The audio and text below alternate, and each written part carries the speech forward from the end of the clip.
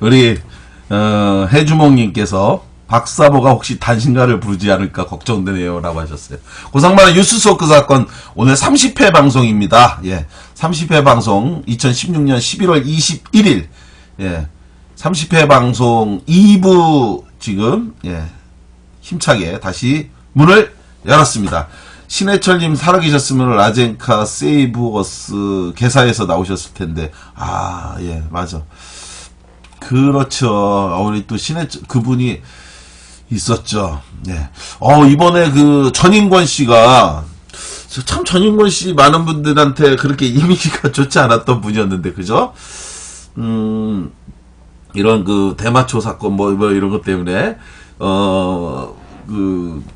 좀 정신세계가 또 예전에 무슨 영화배우 젊은 정말 그분하고 뭐 이러저런 참 지금 생각해봐도 참 불편한 이야기였는데 그런 이야기를 해갖고 또 욕 많이 먹기도 했죠.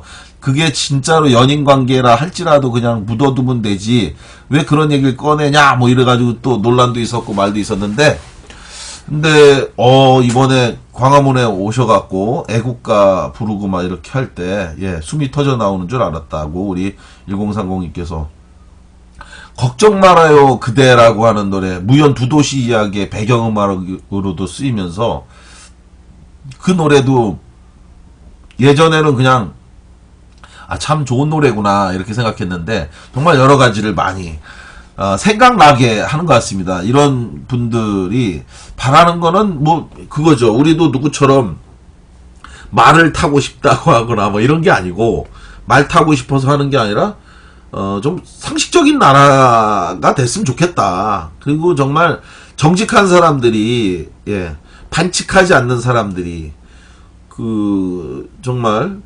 공정하게 예우받고 그리고 불이익을 당하지 않는 그런 나라였으면 좋겠다라는 거잖아요. 그리고 모든 공직자들의 후보들도 그런 나라를 만들어 주겠다라고 약속하면서 자기가 정치를 하는 거잖아요. 그런데 막상 되고 나면 좀 많이 달라지고 있죠. 김진태, 춘천의 김진태가 같은 경우가 정말 많은 사람들을 정말 화나게 합니다. 그죠? 뭐 상상을 초월하는 발언들을 통해서 전 국민을 휘딱 돌게 하는 데 있어서 아주 뭐 대단한 능력을 갖고 있어요. 그래서 더불어 이 춘천에 대해서 사람들이 실망에 실망을 거듭하게 하고 있는데 그런 상황에서 이번에 4차 촛불 집회에서는 춘천에서 8,000명이 촛불을 켜서 그리고 나서 김진태 사무실까지 행진을 했답니다. 박근혜도 퇴진하고 김진태도 퇴진해라 이러면서 그러면서 그 김진태 그 춘천에 국회의원 사무실까지 행진을 했다고 하는데 어떻게 보면 2008년도 광우병 사태 그리고 그 후에 일어났던 일련의 여러 이제 민주주의를 왜곡하고 유린하고 무너뜨렸던 이런 일들이 있잖아요. 2008년 광우병, 2009년도 5월에 우리 노무현 대통령님 서거, 예, 이런 일들이 을 통해서 굉장히 많은 분들이 과거에는 이제 학생운동을 하면서 노동운동이나 재야단체 쪽으로 이렇게 가갖고 전문적 직업 운동권 인사들이 이렇게 했다면 지금은 이 이른바 9년 동안에 이명박근혜 이 기간 동안에 많은 사람들이 민주주의 훈련을 정말 해가는 깨달아가는 그런 과정인 것 같습니다. 그래서 저는 이걸 통해서 오히려 정말 그 고난 희생 이런 것들을 통해서 민주주의의 소중한 가치를 깨달아가는 게 아닌가 이런 생각이 들고 사실 최순실보다 미래 예측 능력이 더 뛰어난 사람은 누굴까요, 여러분? 미래 예측 능력이 더 뛰어난 사람. 제가 볼 때는 이정희 후보였다고 생각이 됩니다. 이정희 후보가 사실 지금에 와갖고 당시에 그 토론회 1차, 2차 대통령 후보 토론회 때 보면 다 맞았어요. 예, 이정희 후보가 얘기했던 것들이 전부 다 맞았던 겁니다. 지금에 와서 보니까. 그죠? 그런 측면에서 이 박근혜가 이정희 후보를 믿고 따랐으면 참 잘했을 텐데, 깨알자랑질 제 선배님이십니다. 아, 그런가요? 어떻게 선배예요? 예르검탱님하고 요새 유튜브에 이정희 그분이 참 좋은 분인데 말이죠. 요즘 제가 볼 땐 이번에 참 때만 되면 사람이 참지 못하는 사람이 있는 것 같아. 참지 못하는 사람이 누구냐면, 참 좋은데 뭐라고 설명할 길이 없네라고 하는 그 사람 있잖아요. 예? 참 좋은데 어떻게 소개할 길이 없다고 하는 그 천호식품, 예? 우리 김영식 사장이라는 사람이요. 그 사람이 자기 홈페이지 블로그에다가 호식품 그 블로그에다가 뜬금없이 촛불 집회를 한 사람들에 대해서 비난을 해갖고 엄청 깨지는데, 지난번에 2008년도 광우병 때 참 뜬금없이 무슨 맨홀 뚜껑, 뭐 촛불 집회한 사람들이 맨홀 뚜껑은 왜 뭐 뜯어가냐라는 황당무계한 발언을 하는 바람에 정말 그 많은 사람들한테 엄청난 비난을 받았고, 그리고 개인사 쪽으로는 또 그것이 경제적인 어려움을 초래케 해갖고 또 더 큰 비극으로 이어지기도 하고, 예. 그게 사실 정말 그런 걸 통해서 사람들이 배우는 건데, 어떻게 그 천호식품의 그 사장은 어떻게 그런 발언을 할 수 있는지. 그래서 제가 천호식품에 대해서 불매운동을 해야 된다라고 글을 썼습니다. 예, 천호식품이, 저는 그 사람이 그런 발언을 한 것에 대해선, 예, 책임을 져야 된다라고 생각을 했더니, 어떤 사람이 그런 얘기를 하대요. 천호식품에 일하시는 노동자들이 안쓰럽고 불쌍합니다라고 1030님도 말씀하셨는데, 어떤 분이 저한테 이 얘기를 하길래 제가 뭐라고 했냐면 이거예요. 천호식품에 대해서 저희가 불매운동을 한다고 하니까, 천호식품에 대해서 불매운동을 한다고 하니까, 우리 1030님은 다른 의미에서 말씀하신 건 제가 알고요. 단호 0416님 어서 오십시오. 만약에 그렇게 해서 천호식품이 망하면 거기서 일하시는 노동자들은 또 어떻게 하냐. 그러니까 그 부분도 좀 신중하게 생각해야 되는 거 아니냐, 이런 말씀을 하시더라고요. 그런데 그래서 제가 한 얘기가 뭐냐면 이야기했습니다. 우리가 불매운동을 한다니까, 실제로 한번 트위터 한번 뒤져보시면, 천호식품 뒤져보시면 저쪽에 이른바 구구 보수 꼴통 세력, 전 보수라는 용어 거기다가 더럽히면서 쓰고 싶지 않고, 수구 꼴통 세력들이 애국 기업인 천호식품의 그 물건을 사주자라고 하면서 이 사람들이 그 구매 운동을 또 하고 있어요. 그래서 제가 뭐라고 얘기했냐면, 뭐라고 그랬냐면, 그 음식은, 천호식품은 이제 사줄 사람이 따로 있으니까, 우리가 안 먹어도 된다. 예, 그래서 우리 같은 사람 말고 수구 꼴통 세력들이 이제 천호식품 사줄 거니까 걱정하지 말고 우리는 불매하셔도 됩니다라고 얘기했거든요. 예. 이 천호식품의 김영식 사장은 여전히 사실은 반대를 하지 않는 거, 이게 반성을 하지 않고 있습니다. 그러니까 어떻게 박근혜가 한 범죄를 그렇게 가볍게 볼 수 있는지 전 이해할 수가 없고, 그리고 그것에 대해서 해명하는 이 발표를 또 했어요. 뭐라고 얘기했냐면, 기업하는 사람의 입장에서는 정부가 안정돼야지 도움이 된다라는 이야기를 한 겁니다. 그건요, 일제가 대한민국을 유린했을 때, 그래서 식민지로 만들었을 때, 그때 이 친일파들이 한 논리하고 전혀 다르지가 않아요. 이완용이가 맨날 얘기했다고 제가 말씀드렸잖아요. 어차피 조선은 망할 나라였기 때문에, 대한제국은 망할 나라였기 때문에 보다 더 좋은 조건으로 어느 나라에다 팔 거냐 해서 러시아에다 팔지, 청나라에다가 팔지, 미국에다가 팔지, 아니면 일본에다가 팔지, 그러다가 가장 좋은 조건을 제시한 일본에다가 한 거다, 이 얘기를 했었거든요, 이완용이가. 그 얘기하고 이게 전혀 다르지 않은 논리라는 거예요. 그럼 박근혜 같은 이런 그 쓰레기의 도둑놈, 동네 양아치보다도 못한 권력에게 대한민국 이게 안정되는 게 좋다라는 게, 이게 말이 됩니까? 그렇게 해서 만든 천호식품의 음식을 먹으면 장수합니까?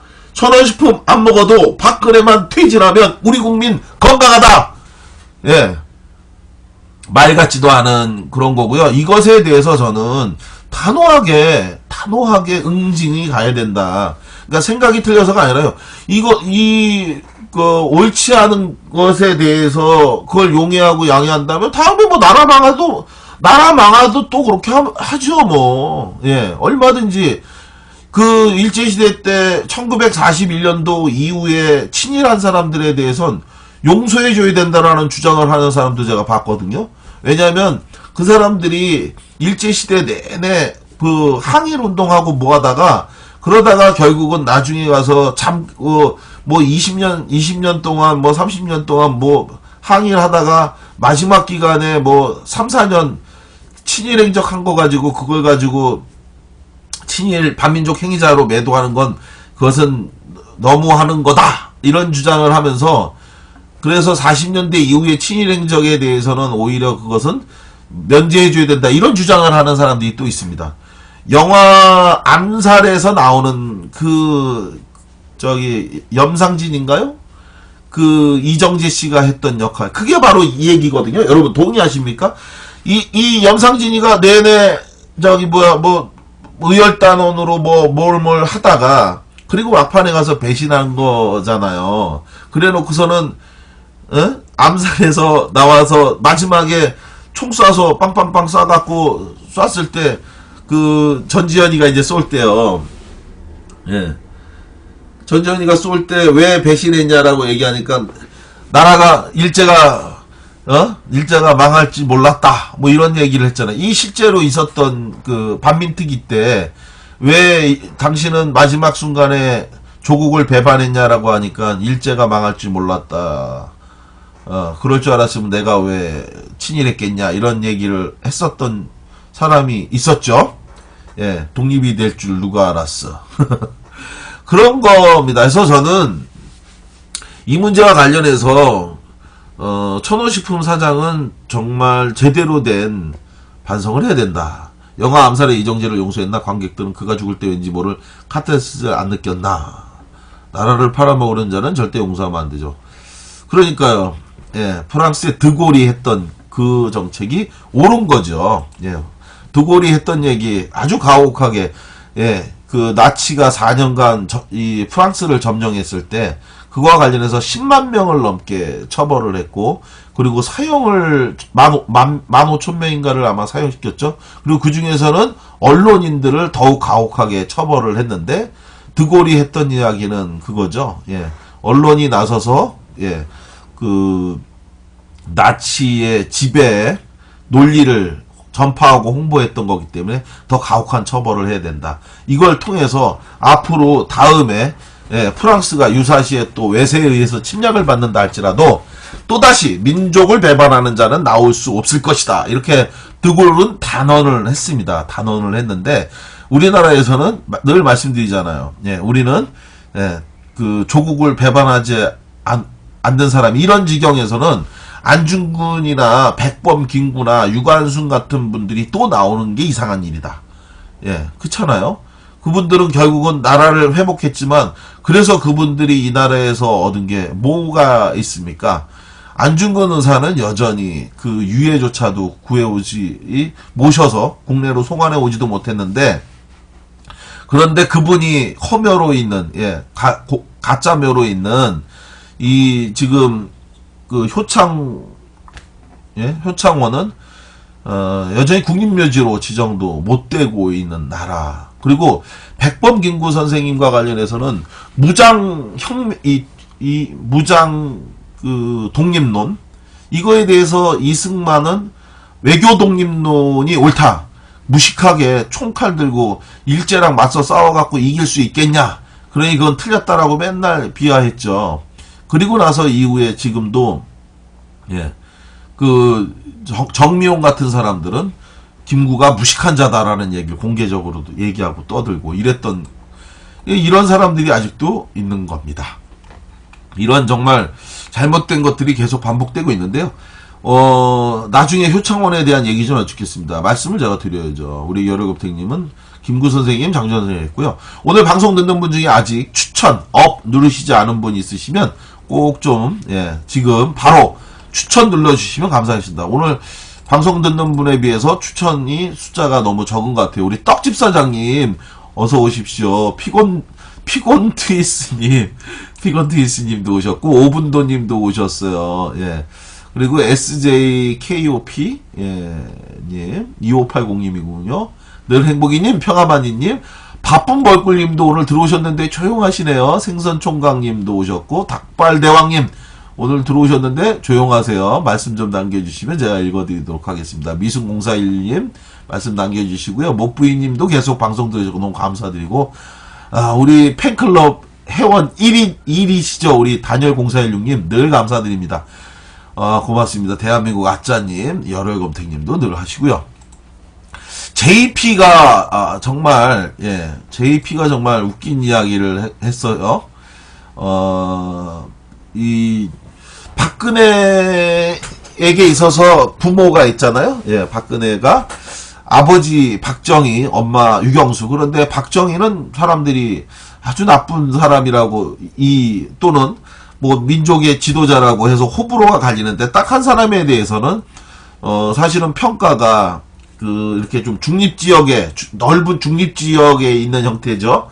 저도 사실은 유경수에 대해서 유경수라고 그냥 언급하기가 조금 이래 되나 이런 생각이 좀 드는 적이 있어요. 유경수 여사라고 하는 표현을 쓰는 게 이게 중립지역에 있는 사람들의 왜 그러냐면 유경수라는 사람이 아시는 것처럼 그 집권 기간 동안에 그 어려운 사람들을 위해서 많이 도와준 사람이다. 청와대 속 야당이다. 이렇게 해주몽님도 말씀하셨는데 그런 이야기를 많이 했기 때문에 저도 그렇게 큰 나쁜 이야기를 많이 듣지 않아 갖고 그냥 그런가 보다. 근데 다만 저는 이런 생각은 가졌었습니다.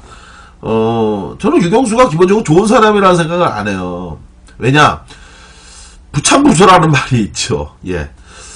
그 자기 남편이 사실은 18년간 쿠데타로 권력을 찬탈해갖고 대통령을 하고 있는데 정상적인 사람이라고 한다면 이거 용납해서는 안 되는 문제거든요. 그렇잖아요.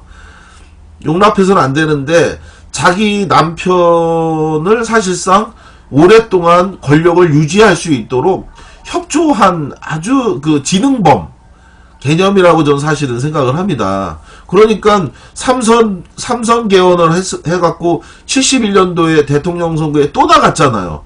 그러면 사실은 자기가 정말 청와대 속 야당이라고 했다면 이혼을 불사하고 반대하거나 막았어야 되는데 1971년도에 그 유명한 육박전이라고 하는 용어, 육박전이라고 하는 용어에 대해서는 아는 분들은 다 아시는 내용이잖아요. 그 유래가 어디서 나왔는지 육박전, 치고받고 싸울 때 육박전이라고 얘기하는데 그 육박전이라는 게 유경수의 육정이와 육자와 박정희의 박자. 그래서 육박전. 청와대에서 유경수하고 박정희가 한번 싸우면 아주 그냥 엄청났답니다. 그래가지고 그 싸움의 형태가 치열했다 해서 거기서 유래된 게 치고받고 싸우는 걸 육박전이라고 했더라고. 거기서 그런 얘기가 있어요. 근데 71년도 유성호텔에 박정희가 삼선 그 개헌을 통해서 세 번째 대통령 선거에 출마했을 때 그 박정희 자기 남편이 그때 선거 굉장히 불안했다고 제가 말씀드렸잖아요. 그래서 71년도에 박정희가 그 불출마 선언, 차기 불출마 선언을 하지 않으면 떨어진다 이러니까 불출마 선언까지 할 정도로 굉장히 위기에 처하니까 유경수가 자기라도 도와주지 않으면 이게 어떻게 될까 싶어서 그래서 대전의 유성호텔로 대전 지역에 유세를 갔다고 하는데 숙소가 유성호텔이니까 거기를 연락도 안 하고 내려오지 말라고 하니까 얘기해봐야 내려오지 말라고 할 것 같아서 자기가 내려갔다라는 거잖아요. 내려가서 물 딱 여니까 바로 박정희가 거기에 여배우하고 둘이 있는 거를 봤다. 그러니까 많은 분들 다 아시는 것처럼 박정희가 크리스탈 잿더리를 집어던졌다는 거죠. 내려오지 말고 서울에 처져 빠져 있으라는데 왜 왔어? 그러면서 던져갖고 그게 이마에 맞아서 피가 흘렀다. 이런 얘기. 그런 이야기가 있잖아요.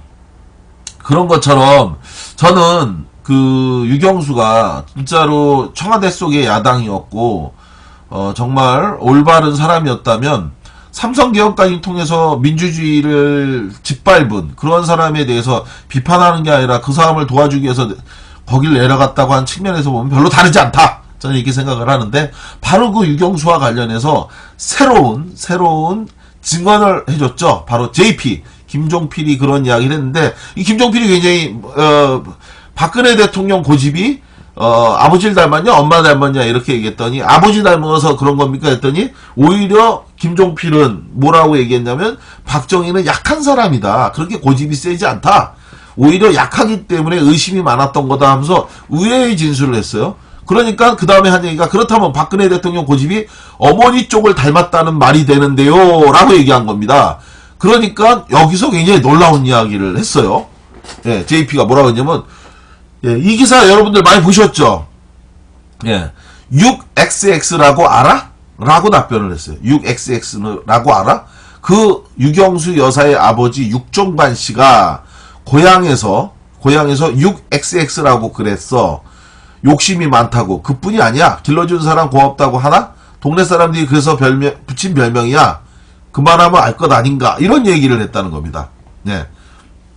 이거 해주몽님 보셨다고 그러셨어요. 자, 여기서 6XX, 이게 전 뭔 뜻인지 궁금했어요.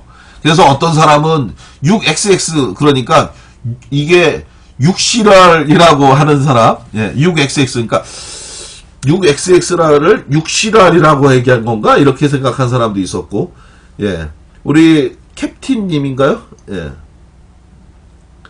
오늘 러브라고 썼는데 뭐라고 한 건가요? 예, 욕이 안 써진다고. 예, 예, 6XX를 이거는 써질 겁니다. 정답이었으면. 육개장인가? 해주먹님. 육실알이라고 하는 사람도 있었고, 육놀부라고 하는 사람도 있었고, 육각수 1030님. 예.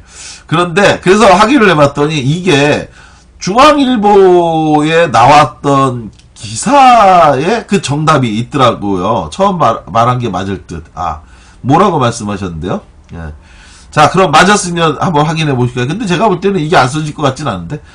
오, 이거 안 건가? 자, 중앙일보에 보면 뭐냐면, 육종관 씨는, 기사입니다. 중앙일보에 나왔던 기사인데, 육종관 씨는 대체로 괴팍한 성품, 검소한 또는 인색한 성품, 계산이 분명하고, 고집이 매우 센 성품으로 마을 노인들의 기억에 남아 있었다. 한 노인은 이미 돌아간 이를 험구하자니 미안하다면서, 집주인 육씨는 머슴들에게 줄 국수의 올이 이미 익었더라도 제 모양을 갖추고 있으면 불을 더 넣고 푹 끓이라고 호통치곤 했다. 예. 이렇게 이제 기억을 더듬었대요. 모부이님 가신데, 요거 한마디로 너무 인색하다 해서 안 보는 데서는 사람들이 바로 6XX라고 불렀지요 라고 했는데, 그 6XX가 뭐냐? 육돼지랍니다. 육돼지. 예. 육돼지라고 불렀죠. 그러니까, 예, 그러다가 자꾸 돼지라고 부르니까 그 집안이 더 잘 된다라고 하면서 육망아지라고 부르는 이도 생겼다. 그래서 결국은 그 번성하던 집체가 79년부터 무너져 내리자 망아지 하니까 정말 망했나 보다라고 얘기했다는 거예요. 예.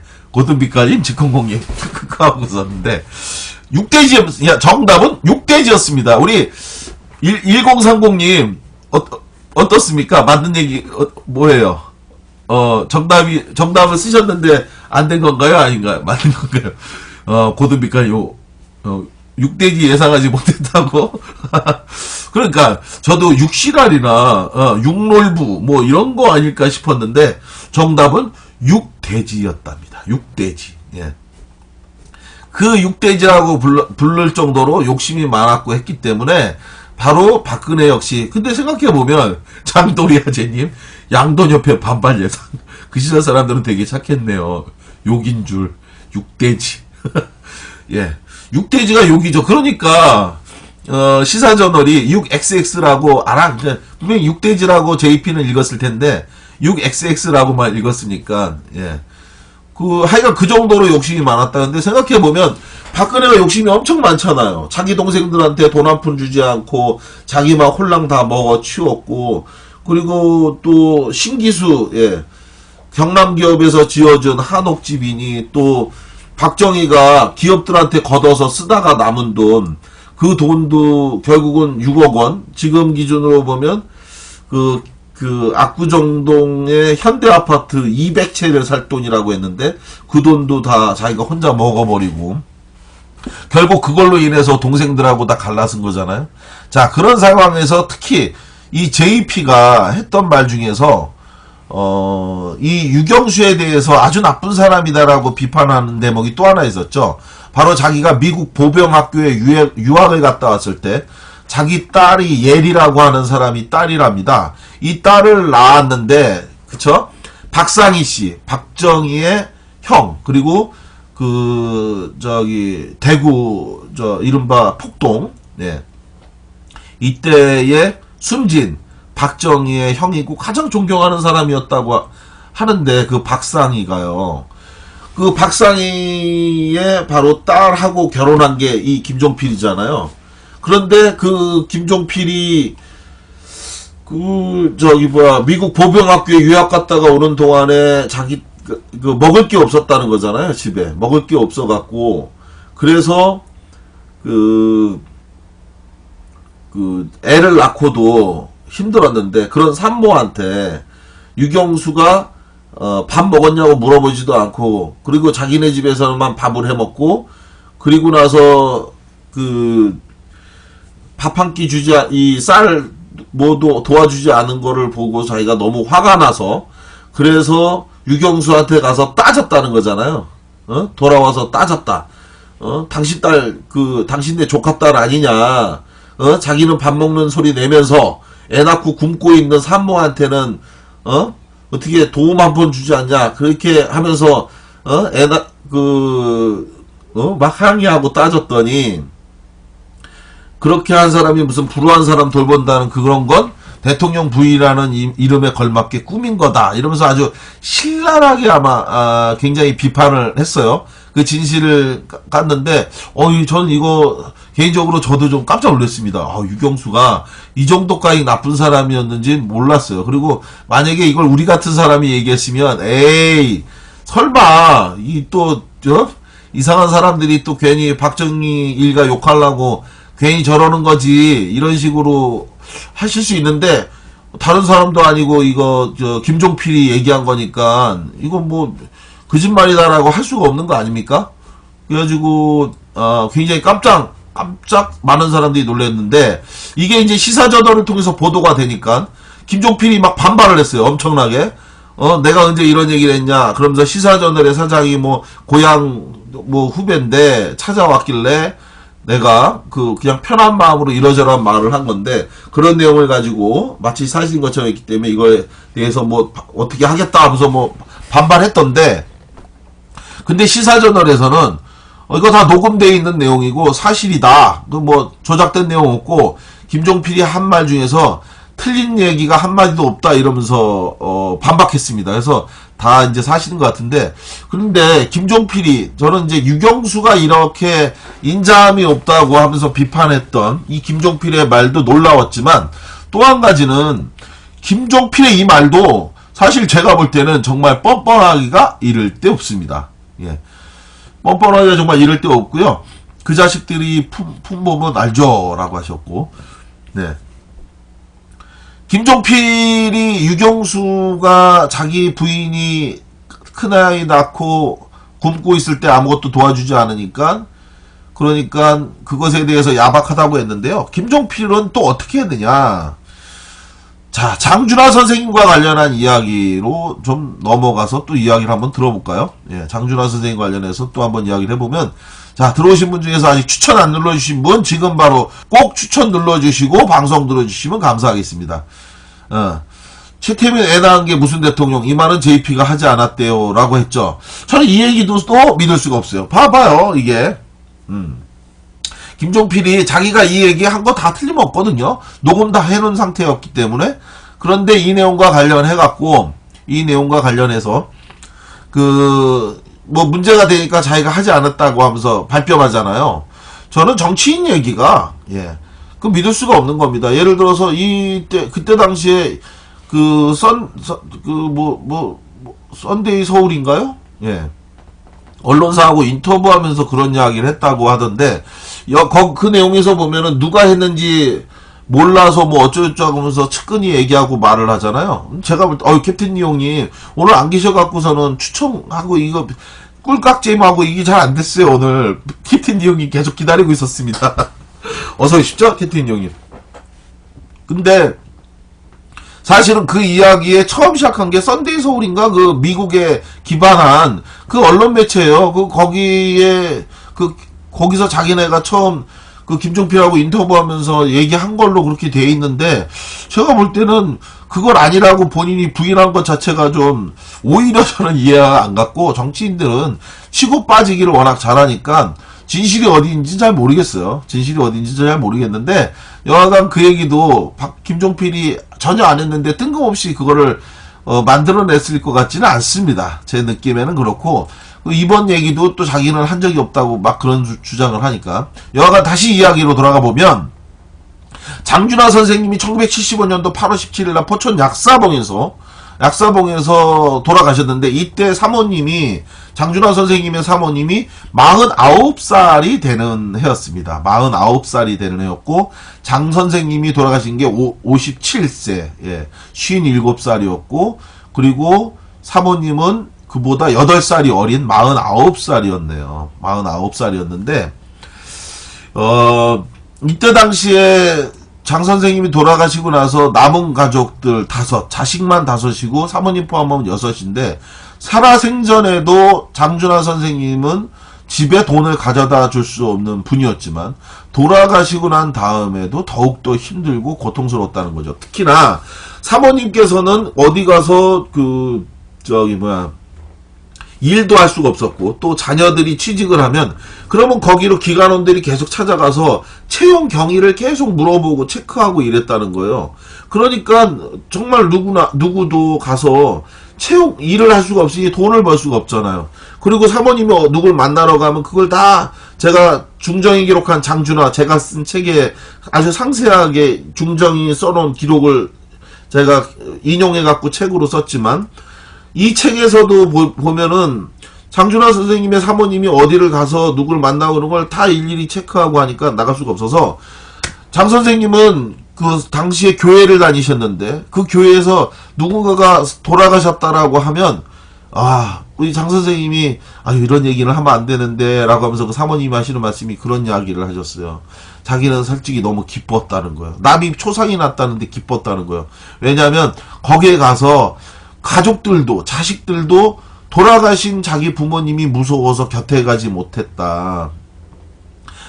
무서워서 곁에 가지 못했는데, 자기가 가서 이렇게 염해드리고 뭐하고 이렇게 하면, 그러면은 돈을 줬다는 거예요. 염쟁이 역할을 하신 거예요. 이 장 선생님의 사모님께서 염쟁이 역할을 하면서, 그래가지고서는 그렇게 해서 돈을 벌고 또 먹을 거 하고 이제 장례 지냈으니까 그 음식을 싸갖고 있어서 이렇게 먹고 살았던 겁니다. 장준하 선생님의 사모님하고 그 가족들이 장 선생님 돌아가시고 난 다음에 정말 눈물 없이는 정말 다시 볼 수 없는 정말 그 사연인데요. 이렇게 했을 때 너무너무 그 사는 모습이 너무 딱하니까, 이때 당시에 2대 김옥길 총장, 우리가 그토록 싫어하는 김동길 씨 있죠? 이게 뭡니까? 이러는 사람.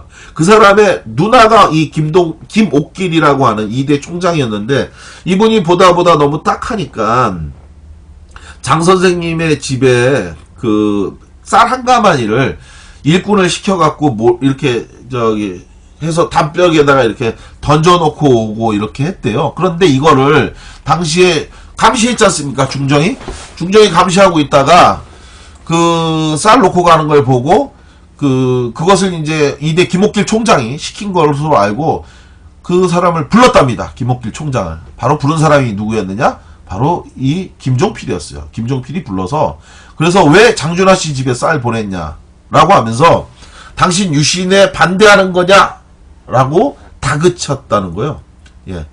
아마 이게 지금 이 김연아 선수나 박태환 선수한테 하는 거하고 뭐가 다릅니까?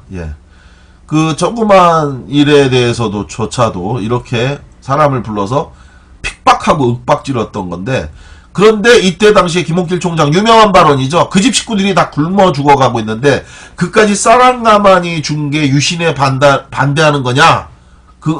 라고 하면서 강하게 맞받아 쳤다.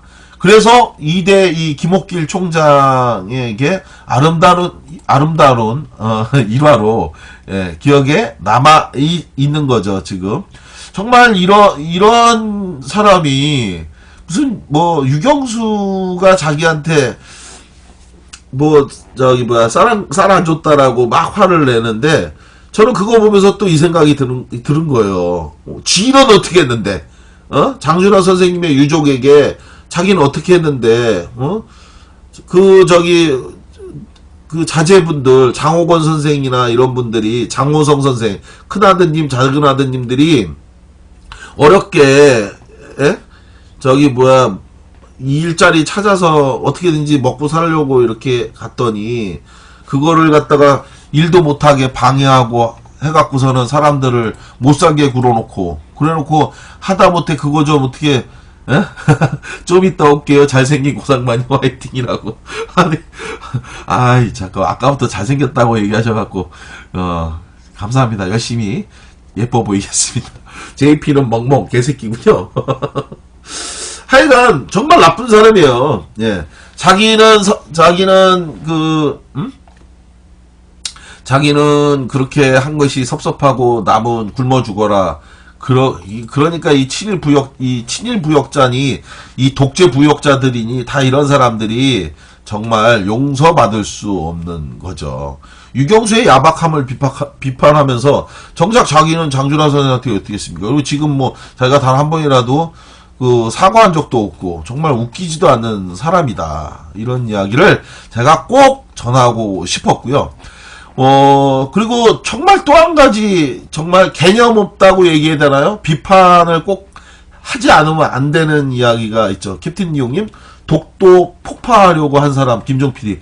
복잡하니까 차라리 우리 독도를 폭파합시다. 이런 얘기 했는데, 김종 PD는 또 이 얘기도 또 지금에 와선 또 아니라고 또 얘기하죠. 참 다들 웃기는, 이 김종 PD 이 사람은 저는 기본적으로 믿지 못합니다. 쿠데타도 자기가 먼저 하자고 했다면서 자랑하더만요. 저는 늘 말씀드리잖아요. 우리가 그 시절에 비록 총칼로 인해서 억압돼 갖고 처벌하지 못한다 할지라도 이 나라가 제대로 된 민주국가, 올바른 정의국가라고 한다면 역사가 단죄해야 되는 거다라고 제가 늘 말씀드리잖아요. 그죠?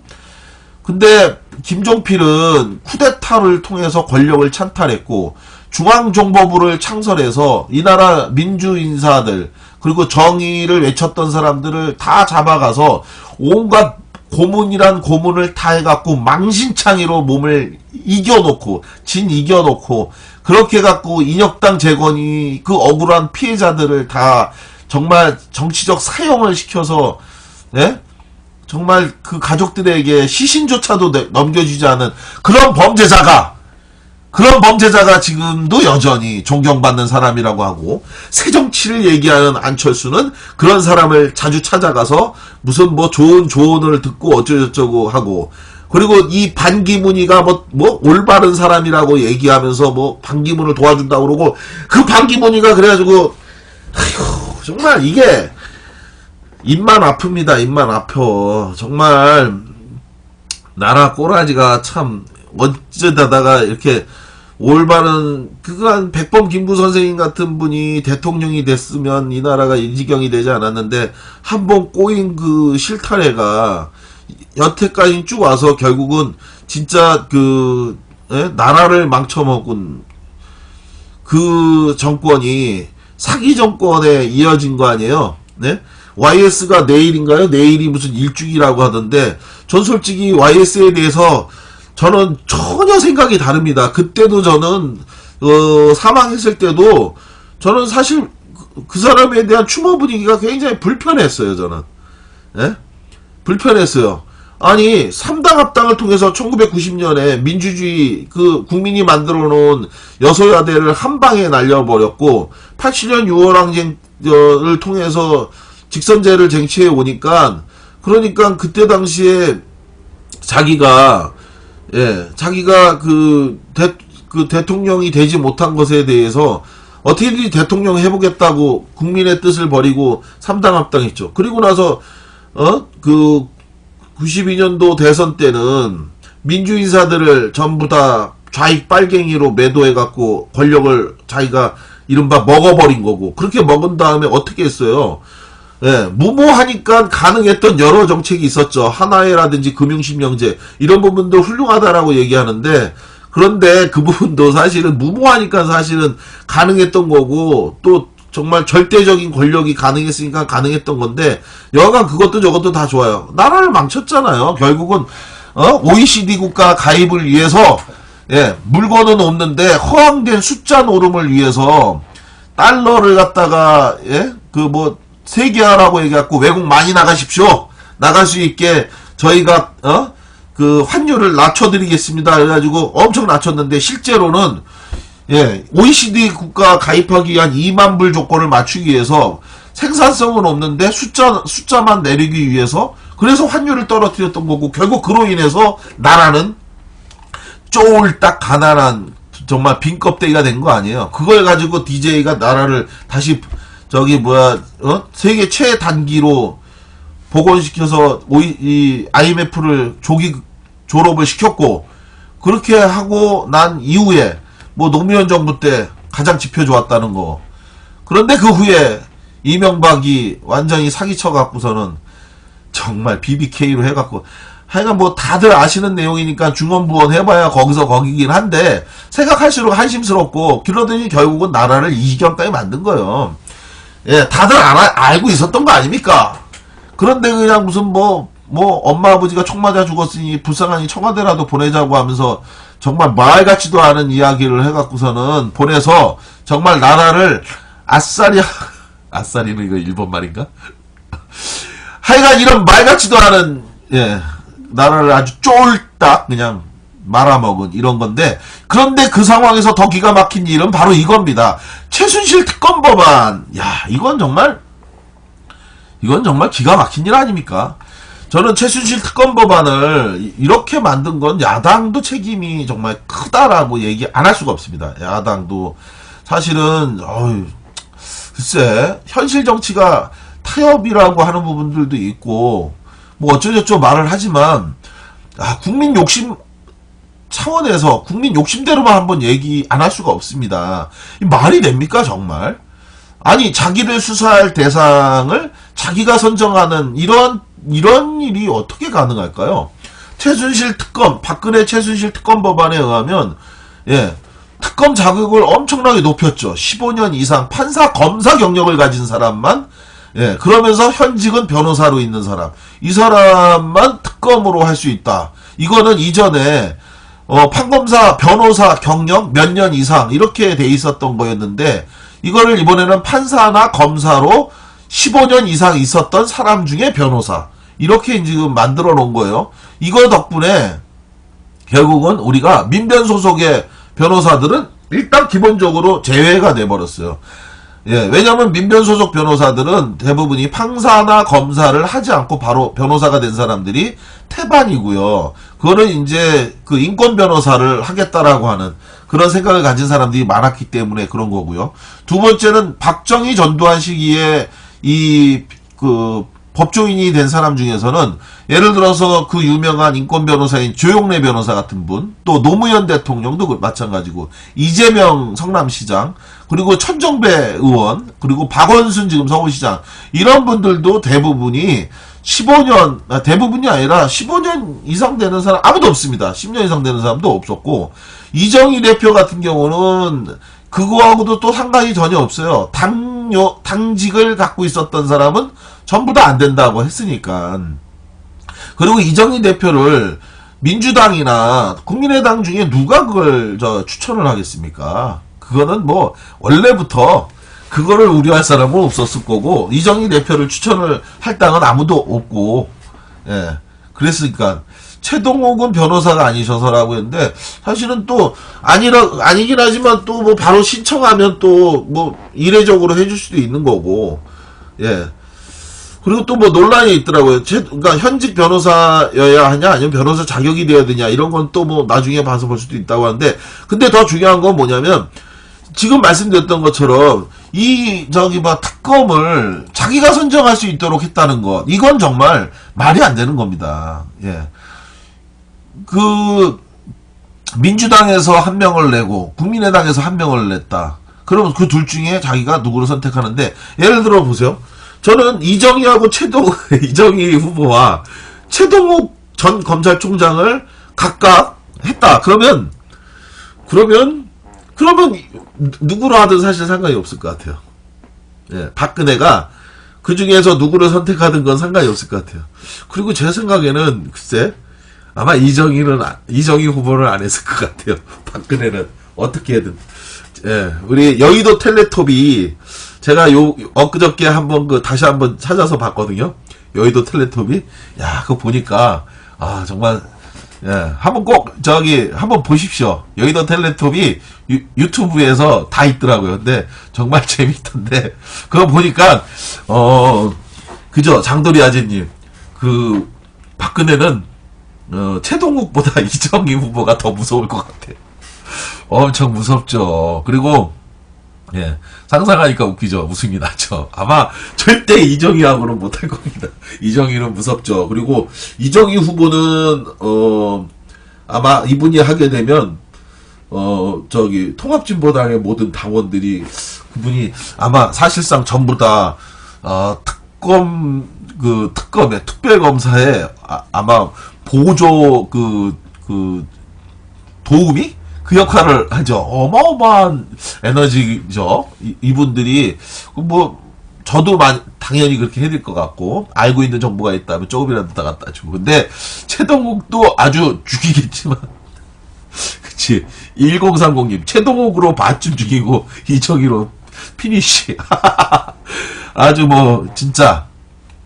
그런데, 문제는, 예, 최동욱이나 이정희 후보 같은 분들은, 분명히 추천을 안 할 거고요. 지금 이제 언급되고 있는 사람들, 이러저러한 사람들이 보니까 15년 이상으로 딱 정해져 있으니까, 그러니까 굉장히 제가 볼 때는 그런 것 같아요. 크게 다르지 않은 사람들, 그쪽 사람들하고 친했던 사람들, 이런 사람들로 추천을 할 것 같습니다. 그리고 중립지역에 있는 사람들을 해야 된다, 정치적으로 중립이 있어야 된다, 어쩌고 얘기를 하던데, 자, 정리하면 이겁니다. 특검은 진실을 밝히는 데 있어서 가장 잘할 것 같은 사람을 뽑는 게 이 특검의 핵심이 되어야 되는 거죠. 새누리당이나 청와대하고 정치적 타협을 통해서, 그래서 그들이 싫어하지만 절반쯤은 동의할 수 있는, 그래서 원만한 사람을 추천해서, 그래서 그들 중에서 하나를 선택한다? 제가 볼 땐 이게 더 심각하다라는 거고요. 또 한 가지, 지금 박근혜가 검찰 수사를 거부했어요. 자, 이 얘기는 역으로 얘기하면요, 청와대가 선택할 수 있는 특검으로 하는 게 오히려 지금 검찰보다 더 유리하다라고 판단한 겁니다. 그 판단에 근거가 있기 때문에 이 사람들이 이렇게 버티는 거예요. 오히려 그게 아니라고 하면 지금의 검찰에 나가서 박근혜가 오히려 해명하고, 그리고 특검이 이러이러한 부분들에 대해서 얘기하고 말을 하면, 그러면 이미 검찰에 가서 충분히 소명했다라고 변명할 수도 있거든요. 그런데 이 변명과 소명을 거부하고, 그리고 나서 지금 특검으로 가겠다라고 얘기하는 거는, 특검은 자기네가 선택할 수 있다는 거고요. 그리고 그 내부에서는 제가 볼 때는 지금 최동욱 전 총장이나, 지금 농담으로 얘기 나오는 우리 이정희 후보 같은 분, 또 윤석열 이런 분들, 아니면 저는 지금 우리 검사님 있잖아요. 심은정 검사님인가요? 예. 우리 이분, 예. 이런 분들이 현직이라 또 안 되잖아요, 또. 예. 이런 분들이 안 되고 있는데, 저는 그래서 정말 특검이 정말 진실을 밝히고 규명하는 데 있어서 가장 유용한 분이 돼야 한다. 그렇지 않고 정치적으로 협상을 해서 가장 무난한 사람으로, 그래서 지금 검찰보다 더 무난한 사람으로 대선은 안 된다. 지금 여기까지 온 데는요, 야당이 절대 한 게 아닙니다. 예, 시작은 JTBC가 이 태블릿 PC를 정말 극적으로 구해와서 만들어 놓은 성과물이고요. 두 번째는 촛불, 정말 많은 분들이 자기의 일상생활까지 포기하고 가게 문을 닫고 순실히 콩밥 메뉴라고 하는 걸 만들어서까지, 예, 그래서 많은 분들이 정말 호응해 주니까 그 힘을 가지고 여기까지 온 건데, 검찰이 그 힘을 야당이 그 힘을 등에 업고, 그리고 나서 마지막인 이 부분에서 모든 사람들이 다 할 수 없으니까 대의민주주의 원칙에 따라 이분들이 활용점정에 눈동자를 찍어야 되는데, 그게 아니라 그냥 무슨 먹물을 갖다가 잘 그려놓은 언론과 국민의 힘으로 잘 그려놓은 이 그림에 먹물을 한 방울 뚝 떨어뜨리는 것처럼 어디서 이상한 그 특검을 만들어 놓는다든지 이렇게 하면 안 된다. 그걸 위해서는 판검사 경력으로 한정된 특검 자격 제한을 즉각 철폐하고 그리고 예, 그냥 그 변호사 경력까지 포함시켜 갖고 예, 가장 잘할 수 있는 사람을 할 수 있도록 해야 된다. 이거를 받아들이도록 오히려 압박하고, 그리고 국민들에게 이것이 될 수 있도록 하자고 주장을 해야지. 뭐 보니까 최동욱 검사, 그러니까 최동욱 전 총장과 관련해선 국민의당, 그러니까 우상호 지금 민주당 그 원내대표의 그 전언에 의하면 최동욱 전 총장과 관련해서는 민주당이든 국민의당도 전부 다 후보로, 예, 특검 후보로 채택할 생각이 없다라고 못 박았다, 이런 이야기를 하더라고요. 예, 정말 이런 식으로 정치하면 안 됩니다. 국민을 우롱하는 거죠. 예, 진실을 가장 잘 밝힐 수 있는 사람으로 특검을 만들어야지, 가장 무난한 사람으로 만들어서 자기네들끼리, 예? 그 동업자 정신 발휘하는 것도 아니고요. 틀린 건 틀린 거고 옳은 건 옳은 겁니다. 모든 국민들은 다 정직하고, 예? 그리고 성실하게 법을 준수하면서 살려고 노력을 하는데 왜 그 사람들에게 허탈과 실망감을 줍니까? 강력하게 비판하고요. 그렇게 되지 않도록 여러분들이 함께 힘을 모아주실 것을, 예, 기대합니다. 자, 오늘 이야기의 마지막 이야기 하나 간단하게, 이제 오늘 여러 방송에서도 이야기한 것처럼 한도 끝도 없이 우리 박근혜 최순실 사태 계속 이어지고 있는데, 내일도 제가 오전 10시에 이제 그 김용민 브리핑에, 화요일의 남자 김용민 브리핑에 본격 정치 논평 내일도 이제 또 하게 돼 있는데요. 내일도 이제 박근혜와 관련해 갖고 이야기를 하려고 합니다. 근데 이 얘기가 언제까지 이렇게 생산성 있는 이야기로 갈 수는 없잖아요. 너무 안타까워요. 그래서 마지막 이야기는, 예, 그 얘기가 아니고 우리 일상의 소중함에 대한 이야기를 하는 것으로 오늘 이야기를 좀 정리할까 싶은데요. 여러분, 그 각막 있잖아요. 각막. 눈에 각막 이식 수술 하는 데 있어서 그 비용이 얼만 줄 아시나요? 제가 받은 글인데 참 이걸 보니까 굉장히 많은 걸 저도 깨달았습니다. 뇌사자의 각막을 하나 구입하려면 1억 원을 줘야 된답니다. 와, 1억 원. 근데 이상하네요. 뇌사자의 각막은 우리가 기증을 하는 걸로 알고 있는데 왜 1억 원이 드는지 잘 모르겠어요. 근데 하여간 각막을 하나 구하는데 1억 원이 들고요. 그래서 눈 2개를 각막을 이식 수술을 하려면 2억 원이 든답니다. 그리고 신장 이식 수술을 하는 데는 또 3천만 원이 들고요. 심장을 이식하는 데는 5억 원이랍니다. 5억 원. 간을 이식하는 데는 얼마나 들까요?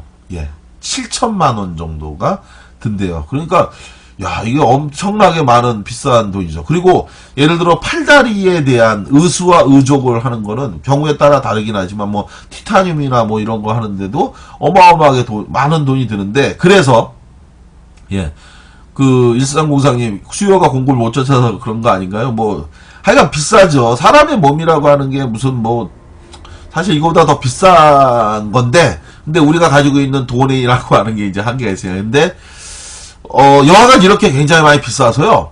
그래서 우리 지금처럼 우리가 몸 건강하게 걸어 다니는 사람이 갖고 있는 그 이식수술 비용으로만 쭉 따져보면 한 51억 원 정도가 된답니다. 51억 원. 우리 몸에 그 이식수술하거나 뭐 이렇게 어디 아파서 할 때 들어갈 수 있는 돈이 51억 원이라는 거죠. 그래서 우리 몸이 정말 그 어떤 비싼 자동차보다도 정말 더 비싸고, 그리고 또 이 두 발로 걸어 다니는 이것이야말로 정말 우리가 51억 원짜리의 재산을 갖고 있는 거다. 그리고 앰뷸런스에 실려갈 때 사고가 나서, 그래서 산소호흡기를 쓰면 1시간에 내는 돈이 36만 원이랍니다. 그래서 이거를 하루 24시간으로 계산하면 우리가 860만 원을 버는 꼴이라고 하는 거예요. 그래서 우리 몸은 51억 원짜리의 몸이고 하루에 860만 원씩 공짜로 숨을 쉬고 있으니까 바로 우리가 1시간에 36만 원이라고 하는 거죠. 바로 우리가 이렇게 건강하고 좋은 행복을 누리고 있는데, 이거를 우리가 사실은 일상적으로 깨닫지 못하고 있다라는 그러한 이야기입니다. 오늘 이야기 여기까지였습니다. 그러니까 마지막 이야기, 정말 우리 몸이 51억 원짜리고 매일 860만 원씩의 공짜 공기를 마시고 있는 거죠. 그러니까 우리가 불행하다라고 생각하지 마시고 늘 행복한 마음으로 세상을 위해서 우리가 뭔가를 더 할 수 있는 좋은 일을 찾아서 기여했으면 하는 그런 생각으로 여러분들께 오늘 방송의 마지막 이야기를 해드렸습니다. 1990님 그렇네요 라고 하셨고, 1030님 감사합니다 라고 하셨고요, 고도빛깔님 감동이라고 하셨어요. 잘 들었습니다. 장도리아저님 고맙습니다. 고도빛깔님 감사하면서 살게요. 저도 감사하면서 살겠습니다. 이 비싼 몸으로 대한민국에 대한했다는 자기감이 든다고. 가기 전에 엄마 꿀잼가 꼭 불러달라고 캡틴 형이 감사합니다. 1030님 별풍선 마지막으로 주셨어요. 너무 고맙습니다. 오늘도 좋은 방송 감사해요. 수고하셨습니다. 킬러 빵빵빵님 오늘도 고맙습니다.